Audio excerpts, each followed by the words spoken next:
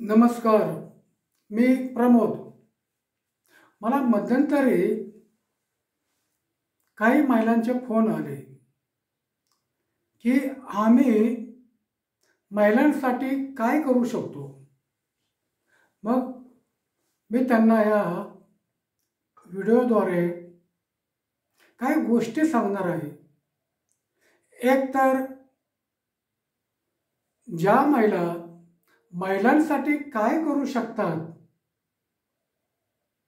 आणि या विषयामध्ये महिलांमध्ये काम करू इच्छित असणाऱ्या एक महिलांची यादी तयार करा. यादी तयार करताना ती महिला धाडशी पाहिजे, शिकलेली पाहिजे आणि तिला सामाजिक कार्याची आवड पाहिजे. काही ठिकाणी राजकीय महिला देखील आहेत, त्या देखील खूप चांगलं काम करतात. तर गाव पातळीवर अशा एक 4 ते 5 किंवा 10 महिलांची एक यादी करा आणि मग तुम्ही ठरवा की आपल्याला महिलांसाठी काय करू शकतो, महिलांच्या काय समस्या आहेत. तर त्याच्यातल्या काही समस्या अशा आहेत की अंधश्रद्धा. उदाहरणार्थ आपल्या गावामध्ये एखाद्या महिलेला मूल होत नसेल आणि मग मूल होत नाही म्हणून तिला टोचून बोलणं, त्रास देणं किंवा देवरशाकडे नेणं, देवरशी सांगून त्या पद्धतीने सगळे उपाय करणं.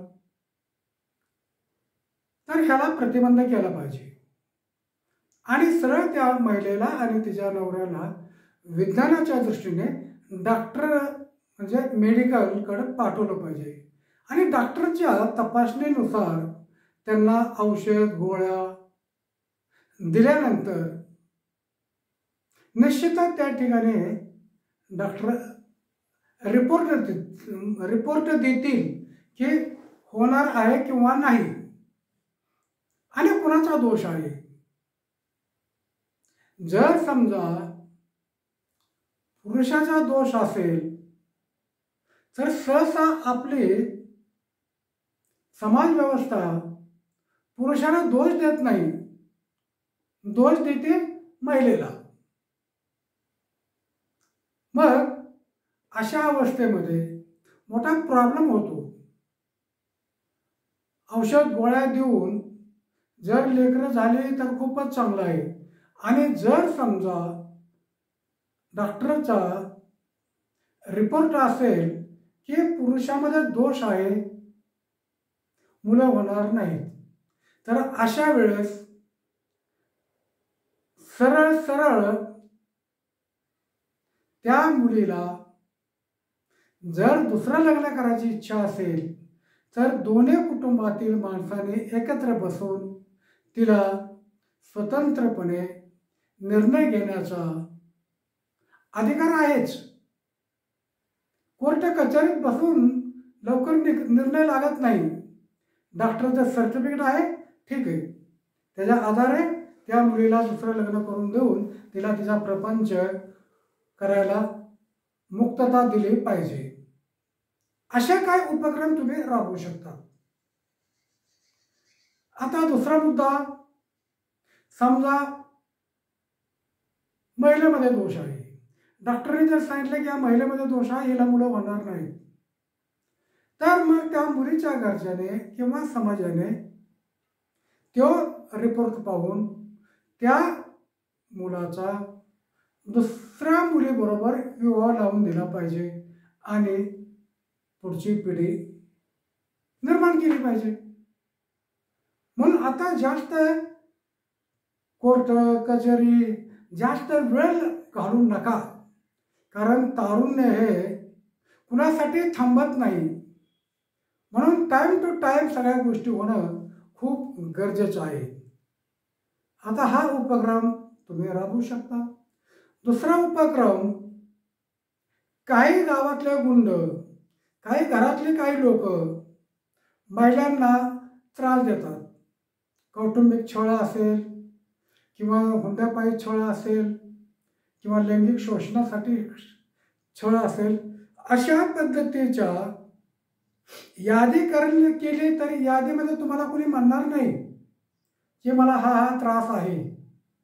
पण ते मनातल्या मनात कुजतात, मनातल्या मनात ते जुळतात.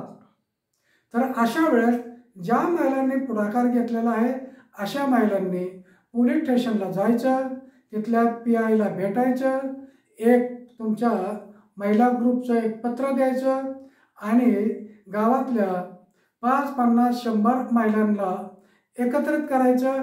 संबंधित खात्याचे पोलीस डिपार्टमेंटच्या महिला PI येऊन तुम्हाला तुमच्या महिलांच्या कायद्याबद्दल माहिती देतील. आणि जर कोणी तुम्हाला त्रास देत असेल तर हा माझा नंबर घ्या, पोलीस स्टेशनचा नंबर देते किंवा त्यांचा वैयक्तिक मोबाईल नंबर किंवा दामिनी पथक आहे, ते येतात, ते मार्गदर्शन करतात शाळेतल्या मुलींना, कॉलेजच्या मुलींना, महिलांना. म्हणजे अशा पद्धतीच्या प्रत्येक गावामध्ये आपण जर अशा कार्यशाळा, चर्चासत्र, भला 20-25 महिला येऊ द्या, काय 1000-500 महिलाची गरज नाही. कुठल्या एखादा समाज मंदिर घ्या, रविवारची शाळेला सुट्टी असती तिथल्या एखादा हॉल घ्या किंवा मंदिरामध्ये घ्या. परंतु महिलांचा आणि पोलीस डिपार्टमेंटचा सुसंवाद साधल्यानंतर अनेक महिला बोलक्या होतील आणि बोलायला लागतील. आणि एखादी मुलगी किंवा महिला खरोखरच संकटात सापडली असेल तर ती त्यातून मुक्त होऊ शकते. अशा पद्धतीच्या उपक्रमामध्ये ह्या महिला गटाने पुढाकार घेणं गरजेचं आहे. तिसरं महत्त्वाचं आहे की रूढी परंपरा, म्हणजे विधवा महिला त्यांची प्रथा नष्ट करण्यासाठी मार्गदर्शन करा. आपल्या गावामध्ये अशाच महिला मेळावे घ्या. ग्रामपंचायतीला सांगा की 17 मेच्या 2022च्या परिपत्रकानुसार विधवा प्रथा निर्मूलनाचा ठराव करा. तुम्ही महिलांचं एक निवेदन तयार करू शकता. मध्यंतरी 12 जूनला एक परिपत्रक निघाले, आता आहे 25लाच. राष्ट्रीय मानव अधिकार आयोगाने केंद्र शासनाला आणि भारतातल्या सर्व राज्यातल्या मुख्य सचिवांना काय लिहिलेलं आहे की लवकरात लवकर तुम्ही ही ज्या पद्धतीने सतीची चाल बंद करण्यासाठी कायदा केला त्याच पद्धतीने विधवा प्रथा बंद करण्यासाठी कायदा करा आणि त्यांच्या कल्याणकारी योजना आखा. अशा पद्धतीचं परिपत्रक केल्यानंतर आता त्यांना बंधनकारक आहे. मात्र आपण त्या 12 जूनच्या परिपत्रकाचा उपयोग करून गावोगावी महिलांनी एक निवेदन केलं पाहिजे मुख्य सचिवाच्या नावाने आणि ते परिपत्रक जोडलं पाहिजे आणि ह्या परिपत्रकानुसार आपण कायदा करा. अशा पद्धतीची एक चळवळ देखील आपण उभी करू शकतो. अशा पद्धतीच्या अनेक तुमच्या गावातल्या ज्या समस्या असतील त्या समस्येनुसार आपण निवेदनद्वारे ज्या त्या डिपार्टमेंटला देऊ शकतो. म्हणजेच महिलांना आपण समाजासाठी काहीतरी करतोय त्याचं समाधान लाभेल.